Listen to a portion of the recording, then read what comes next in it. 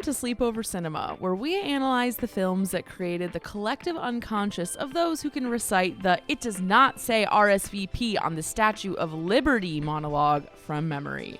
I'm Hannah Leach. And I'm Audrey Leach. We are the sister filmmaking duo also known as Two Pink Pictures, and we haven't stopped thinking about these movies since we first saw them. We're going to explore the good, the bad, and the nonsensical of the movies that first inspired our love for film in an attempt to answer the question, are these movies actually good? And at the end of the day, do we really care if they are? Today we are talking about 1995's Clueless. So, okay, like right now, for example, the Haitians need to come to America. But some people are all, what about the strain on our resources? And it's like, when I had this garden party for my father's birthday, right? People came that, did not RSVP. So I was, totally bugging. I had to haul ass to the kitchen, squish in extra place settings, and, people were on mismatched chairs and all. But by the end of the day, it was the more, the merrier. And so, if the government could just get to the kitchen, rearrange some things, we could certainly party with the Haitians. Wow. You guys talk like grown-ups. Oh, well, this is a really good school. Mr. Hall was way harsh. He gave me a C-. Well, he gave me a C, which drags down my entire average. Hello? There was a stop sign? I totally paused. You try driving in platforms. Oh, should I write them a note? Ew! Get off of me! As if. Cher's got attitude about high school boys. It's a personal choice every woman has got to make for themselves. Cher's saving herself for Luke Perry. Cher, you're a virgin? I mean, I'm not prude. I'm just highly selective. I mean, you see how picky I am about my shoes, and they only go on my feet. Nice stems. Thanks. What the hell is that? A dress. Says who? Calvin Klein. What are you doing? Yo, you getting on the freeway! Get out of the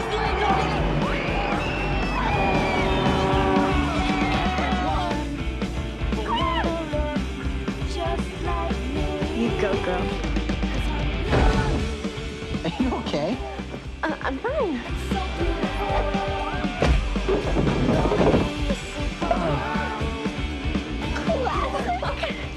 Whatever. Did I miss something? This big hair back? Amber, my plastic surgeon doesn't want me doing any activity where balls fly at my nose. Well, there goes your social life. I'm gonna be a supermodel. Hi, Audrey. How are you today? Hi. Well, I feel like you forgot, but you know how you were asking me if I was gonna do a bang reveal? Oh my God, right. I totally forgot. Yeah, because I'm clearly, if you're watching the video, you can see that I clearly do not look like I have bangs. Wait, do a bang reveal. Why not? I'm not, because so just to tell the tale, I got bangs the other day. I don't know why. In retrospect, that was a stupid idea. Oh my God, you don't like them? Because why would I create a situation for myself where I now have to put any level of effort into my hair when I've never, that's been the number one great thing about my hair is that I don't have to do anything to it. So also I shower at night and I have to figure out, basically if I'm gonna try to actually have the haircut, I have to figure out how to have the it. haircut. I think, okay, you did such a good job clipping them back that I literally forgot that you got them. When you entered the chat, I was like, okay, everything's normal. I didn't even remember. So at least you're camouflaging them well. I'm sad though, because they look cool. They looked cool the day I got them cut because they do such a good job. But it's a totally different thing when you're not having somebody do it for you. They looked really nice that day. So do they look bad? When you no, I personally am just not. I don't know if I vibe with them, but I don't know. Well, I'm going to figure out the regimen, and I will reveal them at some point while I still have them. But my guess is they'll probably just grow out and be over. That's probably what's gonna happen. Well, I'm happy that you took a risk because you have had the same hair situation your whole life. Yeah, so that's my tale. Wow. I personally am back on my bullshit of curling my hair again. And I should know this innately as a Leo, but when my hair looks good, I am in like 14 times better of a mood. Like, I need to just make this a part of my daily, not daily, but like bi-weekly existence because, like, look, it's just so much better.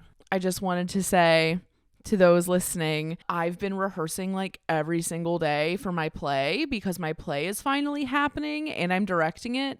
And I've been having a really good time. I've been in like a very good mood working on it, which I did not expect because it's like a shitload of work. But it's been really fun. And if you live in the Cleveland area or the greater Cleveland area, or if you want to come on a road trip, March 10th, 11th, and 12th at Cleveland Public Theater. You can come see it. It's very gay and also really fits the brand of this show too. So if you like sleepover cinema, you'd probably like the play. It's called Bedroom Culture. Maybe we'll put a link in the description, but I'm having a good time. Like, I gave people theatrical blocking last night. Like, I had to physically demonstrate blocking, which, like, who is she? It's so weird. I was going to say, well, after it happens, we plan on posting it on our YouTube channel, so you'll see it anyway. Yes. But yeah. Audrey is very generously volunteering her talents to do a multi-camera professional shoot of the second show, which I'm grateful for. So you'll all get to see it if you can't come to Ohio, which maybe that's the best, but in your best interest to not come to Ohio, to be honest. So Audrey, what's this hot take of the week that we have here? So the hot take of the week is from Maddie Grow. I think it's either, I don't know if it's grow or grow. I don't know. Let us know how you say it. But it was a really good question. It's, what is the ideal group chat with 4 other 2000s characters and or celebrities? Yes, this is such a good question. Okay, so Audrey sent this question to me in advance so I could kind of like premeditate an answer. But you did not premeditate an answer. No, I was like, I'll probably come up with something in the moment, but they're all characters because I couldn't help it. My early 2000s group chat, early 2000s, late 90s group chat that I would like to be in includes the following 4 characters. First of all, Ryan from High School Musical. Second of all, Lily from The Princess Diaries. Oh. Third of all, Christian from Clueless. Oh, shit. And fourth of all, the guy in Legally Blonde who walks out after Bend and Snap and says, "Bend and Snap works every time." Frick. That's so and that good. is my lineup. Wait, I had 2 as my runner-ups. My runner-ups were Angel from Rent and Miss Clavel from Madeline. Honestly, I don't know if Miss Clavel would be very like down in the chat. No, she would be like the straight man, like literally and figuratively, you know. I want to be in that group chat. So like that's also my answer, but okay. As far as like real people, I feel like Brittany Murphy, Anne Hathaway, and Brandy. Brittany Murphy, R.I.P. We'll be talking about her today, I'm sure. Maddie, that was a great question for our hot take of the week. Thank you so much for your creative energy. And now it is time to get into the facts, is it not? So, Clueless, this is like a big one that we kind of held out on, I feel like, because for the same reason we held out on Mean Girls and like, you kind of got to spread them out because otherwise it's like too much too fast. Yeah. So I felt like it was time for Clueless. And just to hop right on into the info, Clueless was released on July 19th, 1995, which is extremely close to the day Hannah was born. Yes, that's a full 7 days. Week. A week before. Yeah. Yeah. a week before Hannah existed, this movie came out, and actually I'll have to find it, but there is like a home video of our mom in the hospital, like I think right post having Hannah, and she's holding like a newspaper, and on the back of the newspaper there's an article about Clueless, which is great. Just as the universe would want it. Like, yeah, it makes so much sense to me that my birth would be shepherded in by this movie for so many reasons.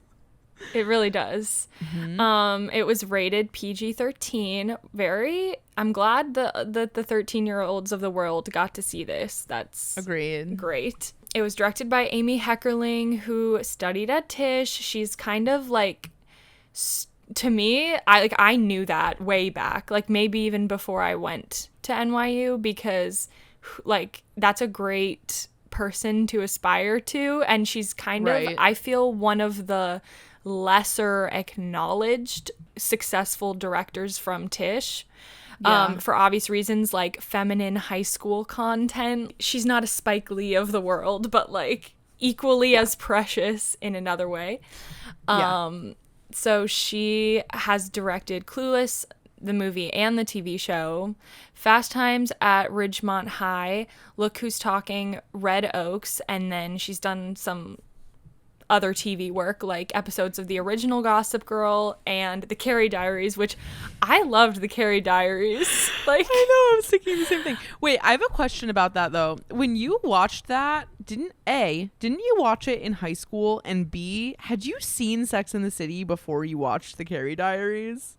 I watched it in high school, and no, I hadn't watched all of Sex and the City yet, but they really are not related. Like, they're really not.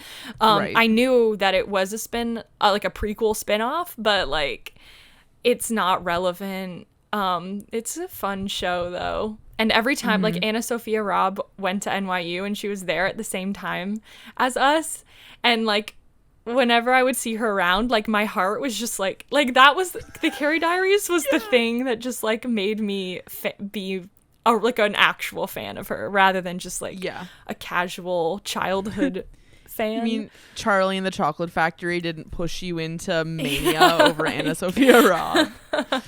Or like Bridge to Terabithia. Right. Anyway, I wanted to get into some like background information on the development of this movie, and I have like this quote here about it. So this is a quote from Amy Heckerling.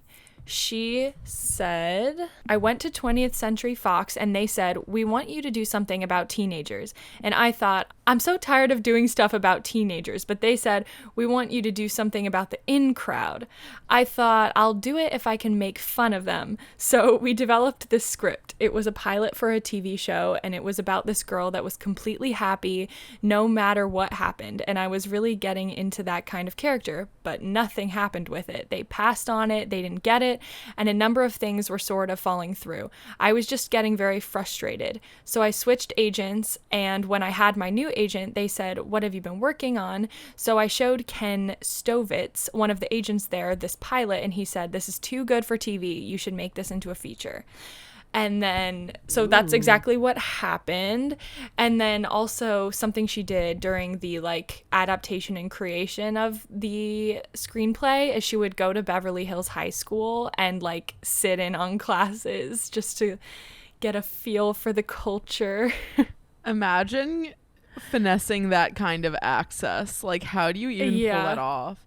I guess it's Beverly Hills though, so maybe that's more of like a normal-ish thing there. And then Clueless was produced by Robert Lawrence. He hasn't done anything particularly notable to our audience other than Clueless, just being honest. And then Scott Rudin, boo, also produced this.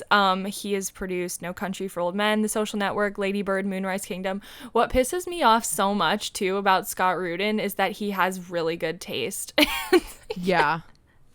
No, I thought the same thing. By the content and the people that he chooses to work with, he reminds me of like Judd Apatow, but they literally could not be more different as people. Right.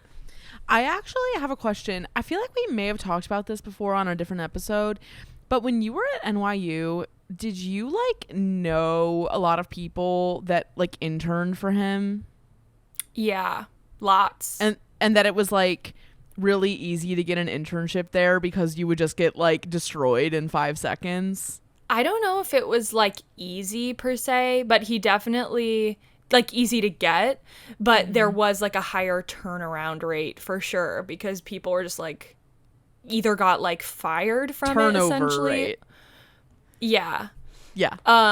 People either got like fired from it or they left, but there was so much like fear in leaving, like letting him down sort of thing, because he was insane. Like think Miranda Priestley levels of ridiculousness. Like that is what it actually was.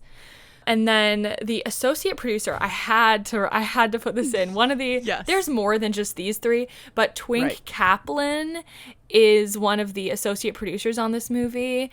And I worship her. Like I don't know that much about her, but she's the best ever. And you can tell she's definitely a common collaborator with Amy Heckerling because they have a lot in common on their IMDb. I wanted to shout out Mona May, who was the costume designer, because the costumes kind of are the movie in some ways. You know, like the image of this movie is extremely powerful. And she also did costumes for Enchanted, Never Been Kissed, Xenon Z3, The Haunted Mansion, Stuart Little, The House Bunny, and Cheetah Girls One World. Those are just the things that fall into our category. But she's done a lot. Yeah. Do you think we'll do Stuart Little someday? I really would not want to. I have like dusty memories of watching that at like one of our parents' friends' houses that we went to like one time in 2004 or something. This movie was both written and directed by Amy. As a writer, she has done The Muppets, Vamps, and I Could Never Be Your Woman. I haven't like seen a lot of her other work as far as movies go, but I feel like I should. Like Fast Times at Ridgemont High, like that was the thing that got her attention, like got her like legitimate attention. As loose as it may be, the story of Clueless is based on Emma by Jane Austen. And I have this quote from Amy about that situation as she was writing the screenplay. She said, "I started to think, what's the larger context for that kind of a nothing can go wrong, always looks through rose-colored glasses kind of girl? And I remembered Emma, which I'd read in college. So I took it out and reread it, and I said, unconsciously, I've been writing an Emma-like character because I've always loved it, and part of it had sort of stored it away in my brain. So I really related to her and got into it. And the plot was so brilliantly laid out in Emma, so I tried to take all the things that were in this sort of pretty 1800s world and see what that would be like if it was in Beverly Hills." And then Hannah, do you want to read this quote about the slang? So she says this: "I compiled a dictionary. The thing is, every time you have to say, oh my God, I love that, or it's amazing, or it's wonderful, that adjective tells you what social strata you are in, what year you were born, and where you live. That goes on constantly. It has evolved and changed because a lot of stuff is texted, and because of television. There is a flattening out. It is less local. Still, it exists in any group of outcasts, whether cockneys, in prison, or a girls' school. They always have their own separate stuff. If you have a few friends, you develop phrases and words, even between me and my editor, because we both know my movies and we know the dialogue so well." Yeah, because when I was rewatching it, I was like starting to really question if Amy Heckerling was making up slang or if this existed, and turns out she did make up like a lot of it. Like it wasn't pre-existing. Yeah. Okay, so the synopsis for this movie. Shallow, rich, and socially successful Cher is at the top of her Beverly Hills high school's pecking scale. Seeing herself as a matchmaker, Cher first coaxes two teachers into dating each other. Emboldened by her success, she decides to give hopelessly klutzy new student Ty a makeover. When Ty becomes more popular than she is, Cher realizes that her disapproving ex-stepbrother was right about how misguided she was. and falls for him. The first thing I want to say is hopelessly klutzy is the laziest description of a young female character that exists. I hate that.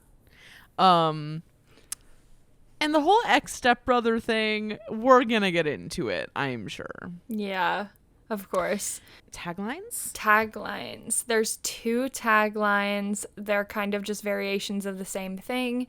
But the first one is sex, clothes, popularity. Is there a problem here? And the second one is sex, clothes, popularity, whatever. But the first one's better. Like, cause I agree. feel like whatever is it's like not tonally consistent with the movie. Like she cares. Not a whatever type of person. So as far as the cast goes, I was like getting into it, like the story of the casting, and there was a ton of really successful and famous women and men who were supposed to play these roles or audition for them. For example, Sarah Michelle Gellar was supposed to be Cher, actually, but then she ended up having scheduling conflicts.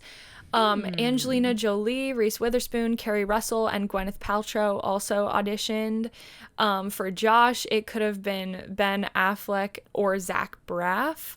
And then also, I love this, Alana Ubach, or however you say it, for Ty, who is, if you're watching Euphoria now, that is Cassie and Lexi's mother on Euphoria, and that is the cheerleading BFF of Elle Woods in Legally Blonde. Yeah, I just Googled who she was before we got to this because I was like, who is that? But yeah, totally would have been great. Okay, so those were some of the potential cast members, but this is who we actually ended up with. So we have Alicia Silverstone as Cher, and this movie is definitely her defining role, at least that's how it seems to me.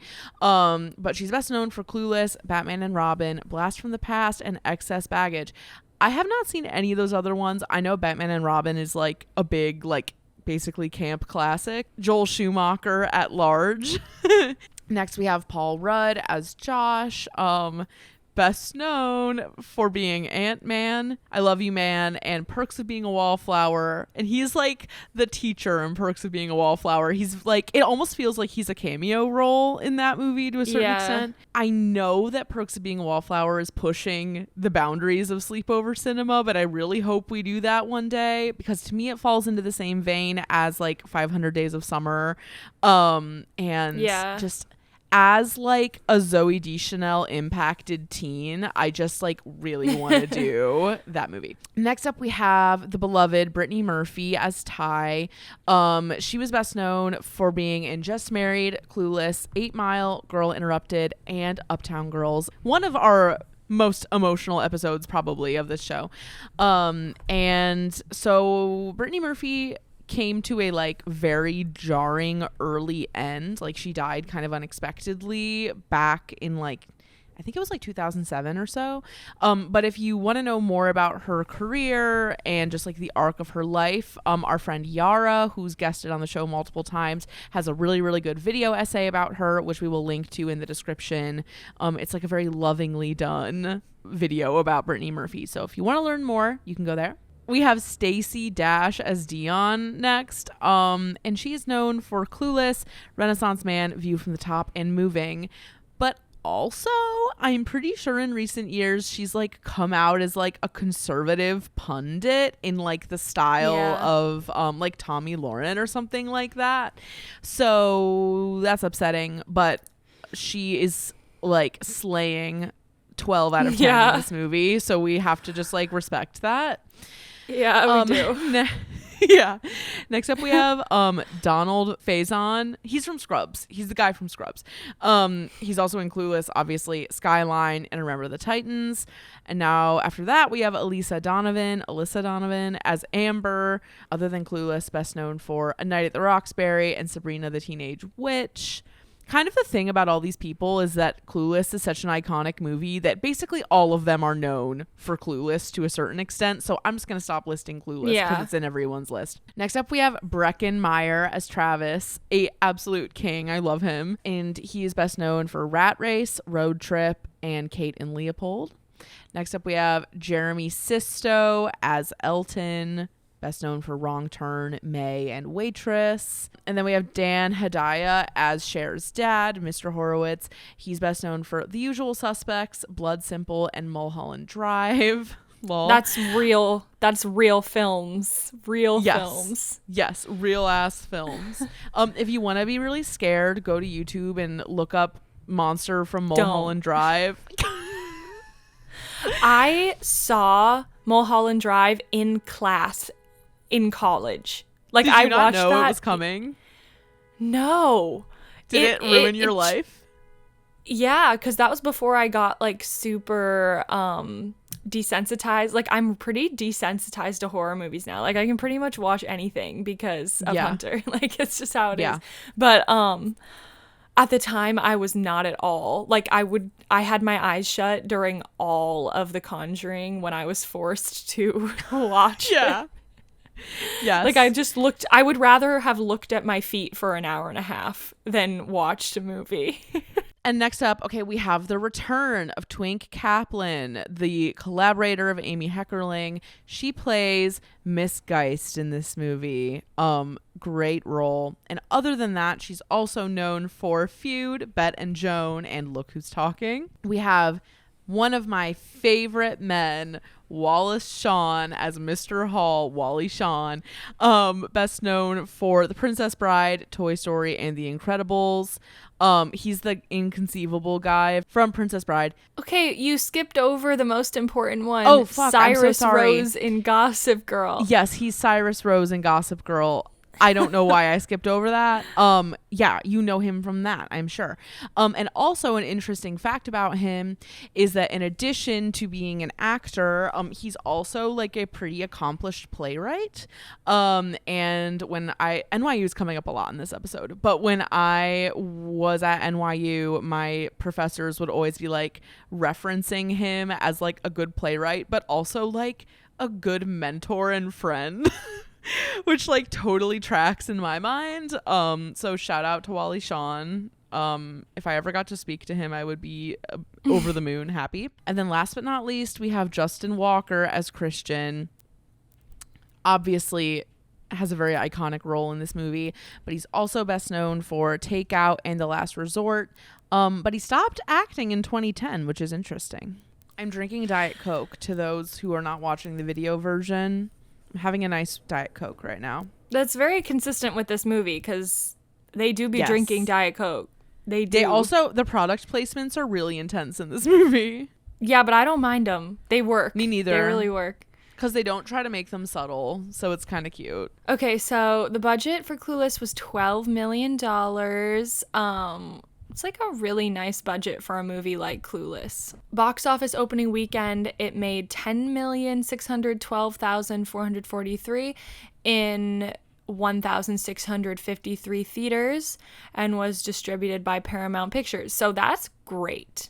Worldwide, it made $57,956,568. And what we've kind of gleaned from this is that the movie didn't really go very international, like theatrically, mostly in the US, and then just a few things here and there. That's what we can tell from the numbers. And then we've got our critic score and our audience score. So Hannah, do you want to do critic? Okay, so critic score, we got an 81%, which is honestly extremely respectful for a movie of this genre. And the critic consensus is as follows. A funny and clever reshaping of Emma, Clueless offers a soft satire that pokes as much fun at teen films as it does at the Beverly Hills glitterati. Glitterati, top tier word. It was in my Tumblr URL back in the day. Yeah.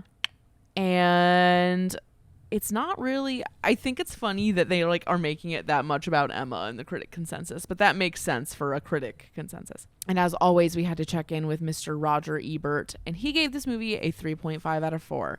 And this is what he had to say. The movie is aimed at teenagers, but like all good comedies, it will appeal to anyone who has a sense of humor and an ear for the ironic.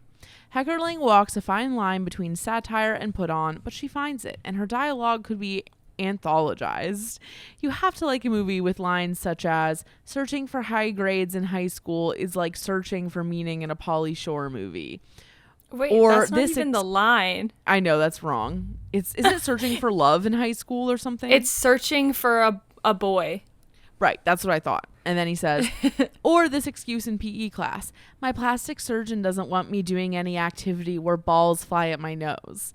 The answer to that, which cannot be printed here, may be worth at least a third the price of admission all by itself. I find that to be a weird sentence coming from him. So the audience score is actually lower than the critic score, not by that much, but it's 76%. It's like a 5% drop. And I found really all of the audience opinions to be like condensed into one thing. Like if it was a good comment, it would be something like this. Mm-hmm. One of the greatest comedies of all time. Clever dialogue, likable characters set against an immersive yet cartoonish version of being a teen in 90s Beverly Hills. There's just so much to love. Awesome cast too, with especially memorable work from the great Brittany Murphy, Breckin Meyer, Alicia Silverstone, and Paul Rudd. And then the bad, which there was kind of a lot of like mean audience comments. They said, a pretty mediocre comedy about the life of a spoiled rich girl in Beverly Hills. Clueless has a few inspired moments and good jokes, but for the most part, it's just a typical teen comedy without anything to set it apart from its peers in the genre. You're dumb. Literally hateful. Gossip section time. So this is not precisely gossip, but it is just context for 1995 culturally. So popular movies, we had Toy Story, Friday, Before Sunrise, Sense and Sensibility, Ace Ventura, It Takes Two, Jumanji, Now and Then, A Little Princess, which we definitely have to watch at some point, and Casper. And then as far as like things that happened in 1995 or like cultural things, Braveheart won Best Picture. Brad Pitt was People's Sexiest Man Alive. Match.com came out. ER, Seinfeld, and Friends were the most popular shows. Selena passed away that year. TLC's Waterfalls won Video of the Year. The Macarena went viral. Windows 95 was in every household. And eBay also debuted that year. Wow. When did we first watch this movie, and what do we remember about it? I remember that when we watched it, we probably, I don't know, unless you remember something else, I feel like we watched it together for the first time, but I remember feeling like nobody else on the planet had seen that movie. I feel like Mom might have even been like, this movie was sort of the foreshadowing to like Mean Girls and Legally Blonde to a certain extent.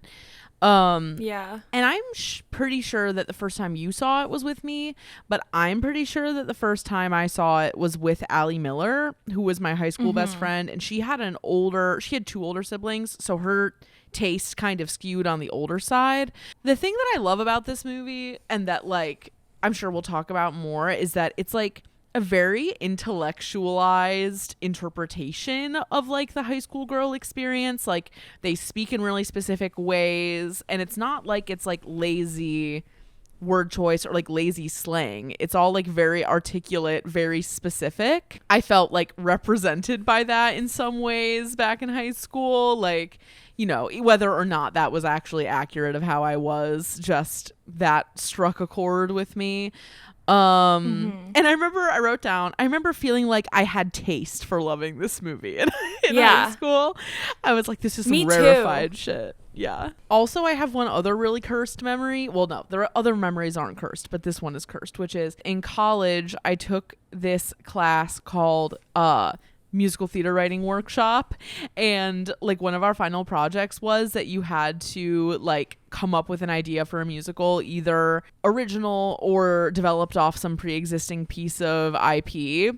And so I picked Clueless, and I wrote 2 songs for it, and one of them was like, you know, the part where after Christian leaves and she's like what did I do? Like, what did I do wrong? I did a song for that, and then I did like a really painful like party song for like when they go to the party in the valley. It's very embarrassing to remember about them. They weren't even that bad, honestly, but just the concept of doing that is like so corny that it makes me want to puke. It's just funny too because there is a Clueless musical now, so you should like listen to it and see and compare notes. Wait, what the difference is. Dove Cameron played Cher. What? Yeah. Are you serious? Yeah. Oh my god. Okay, I'm definitely looking that up when we're done and comparing notes for sure. Yeah. The existence of a Clueless musical just reminds me of the fact that there's a Heathers musical, which I can't wait for us to do Heathers one day because we're gonna have to do a whole subsection. We did do Heathers. Oh, we did do Heathers. Fuck, with but it was with Yhara. Yeah. So, okay, we just have to find a moment for us to talk about the Heathers musical at one point. If you haven't seen Clueless, I don't understand how you're even listening to this. But it's available on HBO Max, and you must go watch it now before you proceed. Get into it. Get into it, please.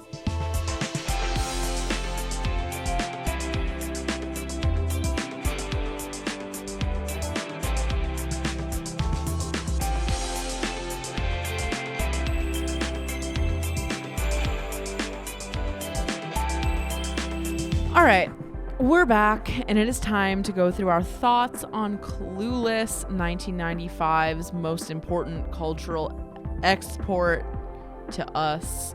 Can I just start us off with all the lines that I wrote down? Yes. Okay, first of all, speaking of vehicular sex. Yes. That was a good one. Riding the crimson wave, I had to haul ass to the ladies. So good. That's a good one. Pretty random fiesta. Also perfect. Two more. Too enthusiastic thumbs up. Fine holiday fun. Also really good. And then finally, I don't even know if this is what he's saying, but it's a Christian line. It's like, maybe you had an in on the heavy clam bakes. Yeah. I love it. Also, speaking of Christian, when Cher's dad is like, what's with you, kid? You think the death of Sammy Davis left an opening in the Rat Pack?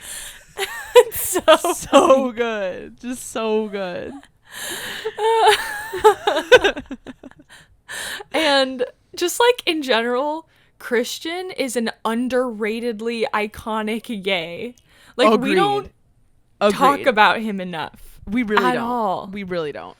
I think the beginning, the whole voiceover and the montage, it's like an excellent and economic tone setter for the movie. I wrote down, who could ask for a better opening? It's just like the touchstones of technology at that time are really interesting to see now, like pagers and these little cell phones where like there's a scene where Cher is at the table with Josh and her dad, and everybody has their little phone sitting on the table, but when it rings, everybody picks it up because it could be like anybody's phone. It's like the early version of what we do now, which is like, sadly, a lot of people do have their phones, you know, at the table. The presence of Diet Coke with a straw. A sleigh. Is powerful. There's like a Hannah Montana closet, but before Hannah Montana. And a Bratz closet. Okay, this isn't necessarily appreciate, but does Elton's voice remind you of Adam Driver?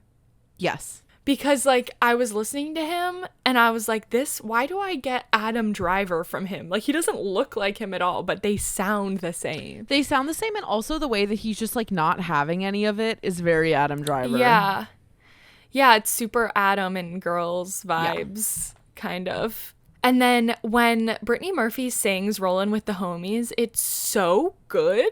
It's like, I know. Like, she says one line and it sounds amazing. All right, Sherry, can you do this? Rolling with the homies. Rolling with the homies. Okay, let's do it. You ready?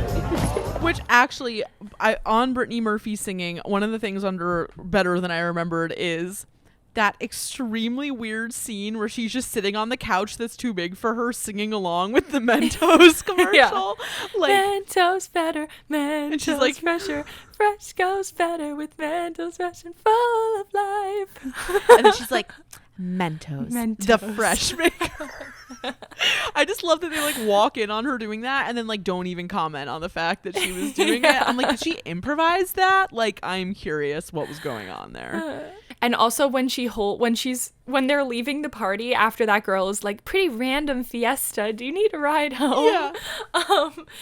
Ty gets into the car with her and she's holding like a glowing snowman. And it's like plugged in. It's so funny. Yeah. The screenplay and the soundtrack are like untouchable. Just perfect. The movie, I guess the style of the screenplay is untouchable to me.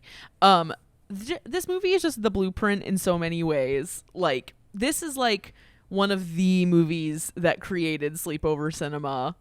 Yeah. For sure. And like that cannot be emphasized enough because I feel like maybe we didn't say it clearly enough in the first half, but like I've seen this movie so many times. Yeah, me too. Like probably upwards of like 30. And we didn't even own it. We did eventually. Oh, we had a VHS from a thrift store, I'm pretty sure. Yeah. I love the line, the columns date all the way back to 1972, talking about her house. Perfect. Travis Birkenstock as a character and as that actor's performance is like one of my favorite characters ever. I love it when they go to the party and Murray gets his head shaved and he's like trying to justify why he's doing it, and then the friend is just like, it's the bomb, like trying to explain it. So funny. On the topic of Travis though, I was watching this behind the scenes thing and he was talking about how a guy actually came up to him after having seen the movie like back in 95 and was like, Travis inspired me to go to rehab. Oh my god. he was like, if Travis can do it, then I can do it. Oh my god. And the guy that who played him, I forget his name. He was like, that is not something I ever would have expected to come out of this movie, but like I'm so glad that I could inspire someone. Like, yeah, totally. That's very sweet. Well, I have a question really fast, and then I have 3 little points that I just want to talk about. One of my questions is the car lighting, the driving around lighting is like so beautiful and such like a important part of this movie. And I'm just wondering, do you think they were actually driving? Like, how did they do that? For a lot of it, no. And you can tell they're not actually driving because her hands are at the top of the wheel like this, and she's legit not looking at the road like almost at all. Yeah. So I think there's like a combination of true shots like outside and then green screen. There's definitely that hair light, that like golden hair light that you're talking about. Yeah, that's not. It looks real. So natural though. So the last few things I wanted to say under better, or at least they hit different for me this time around, is that, first of all, Cher, for the most part, is like actually pretty truly selfless. Like the part when she's leaving the party and she's in the car with Elton and she's like still trying to convince him to like Ty. I was just like, damn, like she's truly a ride or die. And like, for what? Like Ty doesn't do anything to make Cher's life better other than just do whatever she says, I guess. Give her a sense of control in a world of chaos. So there's that. I just appreciate that about Cher. The Christian gay reveal, I just get it on such a deep level based off my past experiences. And you too, right? Like the fact that the line that really got me is when they're like at the party and he's like, they're charging for brewski. I was like, this is a gay man. How did she not see it? That part just like had me lolling. And then also just when they're watching the movie and he's like all he's up like in this. it. Yeah, just like that scene is so perfectly done, and like I empathize so much with Cher like trying to be sexy and like trying to make it's this really thing. tasteful too. Like it's really tastefully done. Yeah, and it's not embarrassing. Like it's not condescending towards anyone. No, it's so great. And I feel like, especially because I've been like so deep in this play over the past few weeks, and it is about high schoolers and a lot of dynamics like that, I just was like, wow, this is like probably unconsciously informed a lot of what I'm doing, and that I just appreciate it because it's really well done. Yeah, I love how Christian is like this, like, you know, 1940s vintage inspired James Dean. Yes. Like gay. It's great. Okay. Worse? When near the beginning, when Josh says, "Oh wow, you're filling out," like about Cher's like body. Yeah. That's just a weird comment to make. I wrote down Josh relationship is sus from the beginning. Yeah, it's already sus even when they're these, like, you know, quasi siblings or something. Yeah. But they try to make it clear from the beginning, you are not my brother. Right. It's like, okay, thanks for telling us that outright. Yeah. I have always felt kind of weird about Amber as a character. I wrote this down too, but go ahead. Because we've got this is just a very strange thing going on, because technically speaking, like the Regina George, the mean girl, like the most popular girl, the head of the school, is also our protagonist, and she is also not actually mean. Right. She maybe would be perceived as like spoiled and like a little naive, but she's not like evil. No. So that's why Amber's in there, to serve as some kind of like weird foil to Cher, but we just don't need her. Agreed. Like I find her to be completely unnecessary. And her Agreed. looks are super weird. Like, why is it like Dr. Seuss vibes? It like it like clashes with everybody else a little bit. And she has iconic lines like the whatever, and like when they see each other at the party, like she's wearing a dress that Cher wore the day before. It just doesn't really hit because there's no like foundation for that relationship. And I also find that in this whole friend group, because we're really kind of looking at like an entire friend group: Elton, Murray, Amber, Ty, Dion, Cher, and then the girl who goes kind of unnamed, she's in Bring It On as well, which I realized, like the Asian girl who says pretty random fiesta. Yeah. I don't know her story. Like, she's the one person in the friend group that we don't know anything about. So, and the friend group just seems a little loose. Just realizing that Cher is supposed to be 15. Yeah, that had me shook too. I was like, no. Yeah, I was watching it with Josh, and he was like, we started halfway through, and I was like catching him up on the context, or he started halfway through, and I was like, okay, she's 15, blah blah blah, and he was like, I thought she was a full-grown woman. Like, with everything I've seen so far. Yeah, not 15-year-old seeming. Also, just really quick side note, I feel like people like to write teenagers because they're like totally unencumbered of like the brutal realities of adulthood. It's less about them being young and more about them being able to be like fully obsessed with their own interpersonal drama and stuff. Yeah, I think that's why we have this happen so much. Yeah, that's a good point.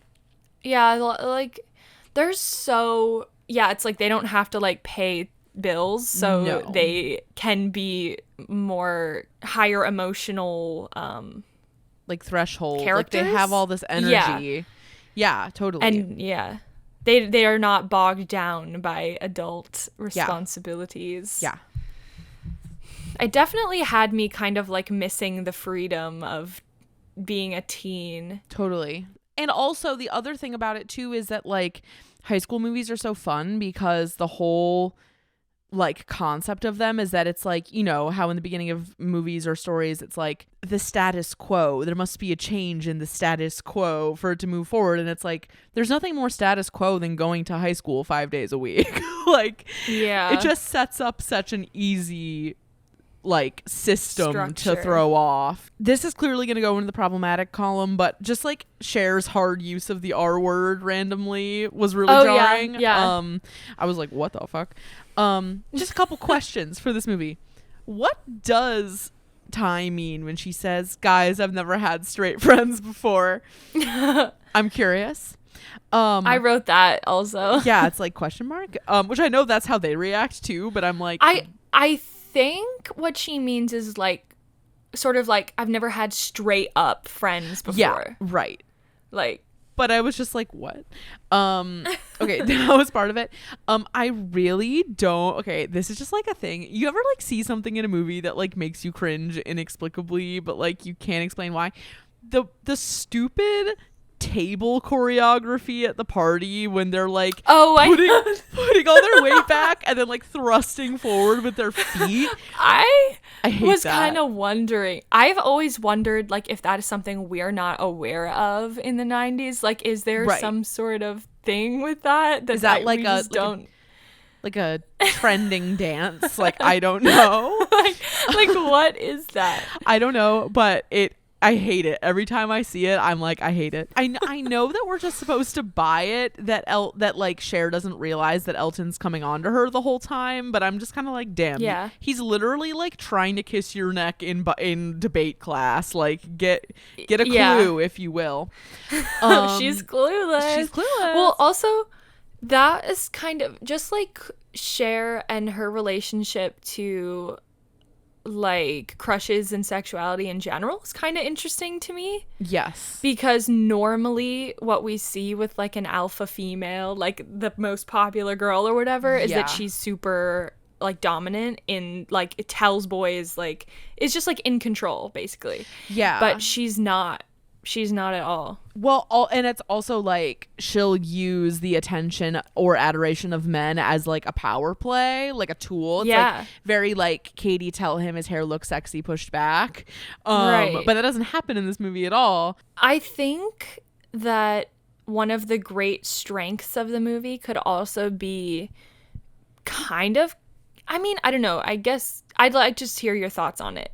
Like, the world of Clueless is very much a heightened utopia, like a utopian version of what like suburban high school could be or like is for some people. Yeah. But as far as like having just this friend group where everyone isn't a white person and like there's just no like race does not factor into these people's lives. Yeah. It's just they just are who they are, and it's very utopian. It feels very like separated from reality in a lot of ways, and I think that is kind of amazing and like great to see. Kind of like how what we talk about with like Cinderella or like the 90s Cinderella, that sort of thing. But then because it's portraying a realistic high school, or like it is in that concrete setting of high school. Like, so a couple things pop into my mind with that. I think first of all, like, we don't know what the actual demographics are at a school like that, because it's like the really rich girls I feel like would be going to a private school, not a public school in the first place. I know, because it's not a private school. I always thought that was that always just felt a little bit like we don't know, but my main point is like we don't really know what the demographics are in Beverly Hills. I mean, I even heard Amy Heckerling kind of refer to that in an interview. Oh yeah, like, it's, you know, basically she chalked it up to like, well, you know, it would be great if it was like that. And so, and she was kind of talking about how people like watching fun movies, and that gets so underestimated in our culture as far as like what is deemed a good movie or like a critically important movie. So often if it's fun and it's like light, you know, just lighthearted, it's just somehow not as valuable. Yeah. She was talking about that, and then that's how I even started thinking about this whole topic. Well, something else just kind of popped into my mind too, which is it kind of feels like late 90s, early 2000s. It seems like there used to be a lot more stuff for kids and young adults that was like way more integrated or like diverse, if you think about it. Like, even if you think about Disney Channel, there were like a ton of people of color, and like Cinderella, like even Annie to a certain extent, even though Annie was whiter, like, you know, it kind of felt like it was more of a thing. And like Star Trek: The Next Generation is another good example. And I kind of am just curious, or like wondering like what happened around like 2006, 2007 for it to like flip back to being so white, because I do feel like that totally happened, and you can even see it in like the Sleepover cinema canon a little bit. I don't know why that happened. I would love like to listen to a video essay on it if it exists. This season of Sleepover, I noticed, has been so white. Like this season, I think every movie. And like as we go through this genre, it's getting harder and harder to like find non-white people in these movies. And it's because it feels as though it was a really specific time period within this genre that we're talking about. Yeah, definitely. So as far as Disney goes, I think it's a strange combination of talent that they had been incubating for a few years.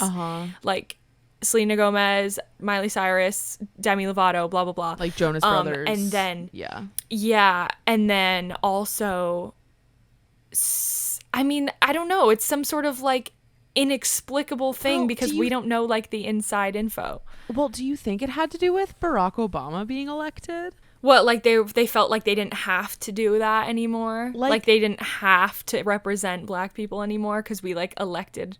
I mean, I feel like a lot of America was like, racism's gone now because we have a black president. So maybe on an unconscious level, yes. I don't think they were like, I think Barack Obama's president, let's get rid of all the black stars on Disney Channel. But like something shifted clearly. I definitely feel like there's a part of our like the zeitgeist in America now where that maybe didn't exist in the 90s, where they used to they weren't thinking about representation and identity politics so specifically. Like it was like, this is a black family, like the Proud Family, or like That's So Raven. It's just like, this is a black family. We're not gonna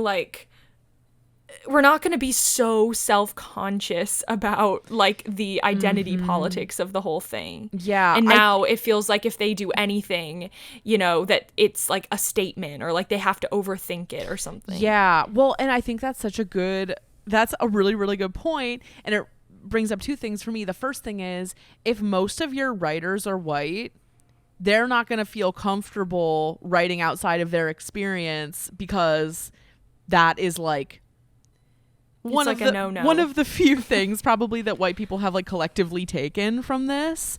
And like, is that to make room for black creators to tell their own stories? Absolutely. But I think it could maybe be a fine line in this situation. Like, if white people are in charge, they're going to write white people. Yeah. And it's also like, that is so true, because they like white people will be like, I'm not going to write to an experience that is not of my own. But then is the space actually being made for the black creator to come in and make their thing? Because if it's not, then now we're just becoming homogenous again out of fear. And obviously we're two white gals, so we're just sharing what we've thought, I guess. But it is really interesting to think about. I did the math of how much money her dad would make if he worked 40 hours a week at $500 an hour, and it would be $960,000 a year. Oh my gosh. And that's not adjusted for inflation from 1995 to now. Yeah. So he's bringing it down. That is good. Yeah. And just overall, all the activism parts of this movie are like very white girl activism, but also like it makes sense for the character, like, and for the time period. But yeah. What do you make of like her being so kind of detached from her mother's death, and that her mother died of a liposuction? I honestly thought that was really funny. I actually don't really mind it. I just think if anything, it's just a little half-baked. Like, yeah, it's I agree. Like, I would want it to come up like maybe one more time. Yeah. Well, it does. Because he says, I haven't seen such good doing since your mother. I mean one more time on top of that. Oh, yeah. Like, it just comes up like at the beginning and at the end, basically. And I'm like, It just doesn't have to do with like her emotional state. Totally. She's operating in her own universe, separate from that. And I don't think we even need to talk about the stepbrother thing. There's nothing to be said on top of what's already been said. It's not technically wrong. The age gap is the bad part, not the family thing, in my opinion. I don't like think it's that bad. If it was, I wouldn't like I feel like this it would movie ruin the movie. Wouldn't be held in the same way. So yeah, like it doesn't actually bother me that much, but if it was an IRL 15-year-old and an IRL college freshman, I would hate it. Much to think about with this one. I have one last thing and then we'll talk about worthwhile. I really want a subversion on the whole like girl getting out of the dick guy's car thing. Okay. Because, you know, that happens in Legally Blonde. Yeah. It happens in Clueless. And it also happens in Bridesmaids, but that's kind of, like, random. Yeah. But it does happen a lot. And it's always white people. And it's always white women. Or blonde women. Yeah. I don't know why. But how funny would it be if there was, like, a subversion on that? That would be good. It could be... We should add that to the running list of things we'll include in our next scripted venture. Okay, so is Clueless worthwhile? Of course it's worthwhile.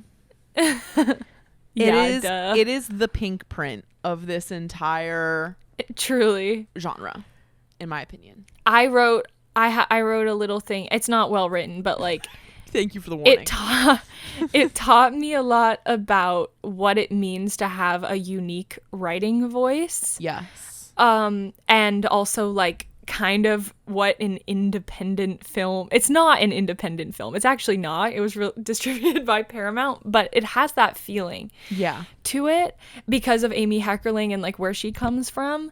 And then it like definitely sparked an interest in filmmaking for me, like as something that I could actually like do participate in. Yeah. Yeah. And it's just like hitting every benchmark. Like it's smart, it's witty, it's funny, but it's also heartfelt. Yeah. And like earnest at its core. If you wanted to cry watching it, you probably could. Yeah, you could find a way. And extremely aesthetically pleasing and very quotable. Yeah. So what else could you possibly ask for? Yeah. And I just want to echo your point about Amy Heckerling being like the perfect role model for like an undergraduate NYU Tisch major. Like, yeah, it's like a little bit cliche. I realize that, but like let us have our cliches. Come on. Like we love them. And yeah, it's just, it felt very like, oh, she did that. And like, you know, they have like the framed Clueless poster in the basement of Tisch. Like it's a vibe. Oh, yeah. It's the bomb. And all the actors, everybody involved, literally every single person was like, making this film was the most fun and the most comforting, like the most comfortable set I've ever been on. Yeah. Like she creates an environment that allows people to like be themselves and do a good job. Yeah. Which is rare. So that's goals, frankly. Yeah. We're definitely going to put on our story for you to an open invitation for you to share your thoughts on this movie, your memories, things that stand out to you. We would love to hear from you. And again, if you want to learn more about Brittany Murphy, we will link to that video essay in the episode description, as well as to the page for my play, because you should at least read what it's about, because you'll like it. And I am truly like swimming around in a like like a diving tank of this play mentally right now, so I just had to bring it up. And as always, well, we'll link to Joey's pins again, yes. and we'll link to our merch again. Yes. Audrey, thank you for engaging in this lovely conversation with me. You're welcome. And we will see you all next week. Bye. Bye. You can find more from us at evergreenpodcast.com/sleepover-cinema and keep up with our latest creative projects at toopinkpictures.com. If you want to watch our show as well as listen, we're on YouTube too. Search Sleepover Cinema or go to the linktree in our Instagram bio. We're on Instagram and Twitter at toopinkpictures and would love to hear from you there. We're also on TikTok at Sleepover Cinema, and that's really where the party is at. And if you like the show, if it brings back evocative memories of childhood or tweendom or babysitting, share the episode with a few friends. Leave us an iTunes review telling us what movie you'd like to see us cover next, and leave us a review if you like the show, and if you don't, don't. Sleepover Cinema is a production of Evergreen Podcasts, produced, edited, and engineered by us, Hannah and Audrey Leach. Sleepover Cinema is mixed by Sean Rule Hoffman with theme music by Josh Perlman Hall. Special thanks to executive producers Michael D'Aloia and David Moss. We'll chat again soon.